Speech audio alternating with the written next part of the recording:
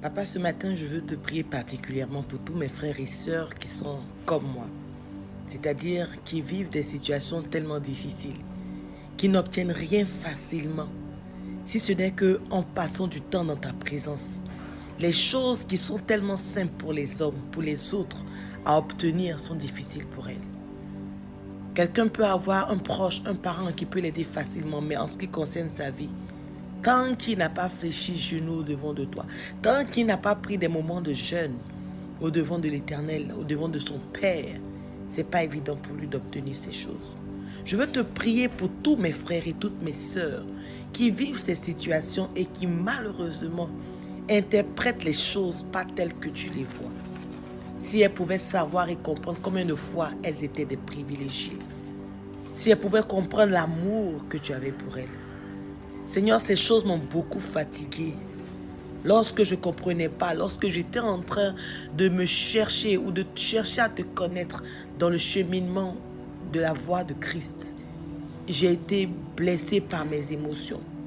Ne comprenant pas que, Seigneur, je faisais partie des privilégiés. Aide mon frère, ma soeur qui vit cette situation à savoir qu'elle est une privilégiée, qu'il est un privilégié. Oui.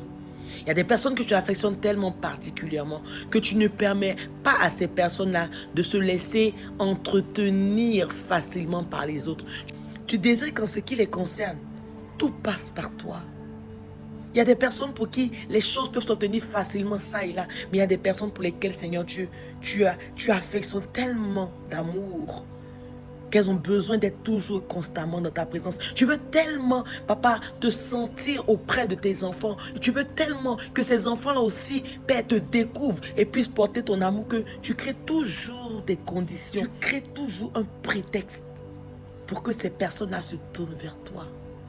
Parce que, Seigneur, dans ta conscience et dans ta volonté parfaite, ton désir, c'est que ces personnes-là puissent te porter. Or, lorsqu'un homme te porte, lorsqu'il porte la lumière de Dieu, il devient une lumière pour ce monde. Alors que, papa, ta volonté, c'est de faire de nous une lumière. Et non pas seulement une petite lumière, mais une ville qui est située sur une montagne. Comme tu le déclares dans le livre de Matthieu. Afin qu'elle ne soit pas cachée, mais reconnue de tous. Mais cependant, parce que nous avons du mal à recevoir, à percevoir ta volonté parfaite et ton désir, l'ennemi qui connaît la parole vient et nous utilise nous-mêmes pour nous autodétruire. La Bible dit qu'un cœur calme est la vie du corps. Si un cœur calme est la vie du corps, c'est qu'un cœur troublé, c'est la destruction du corps. Alors qu'est-ce que Satan fait? Il nous emmène, Seigneur Dieu, par nos émotions,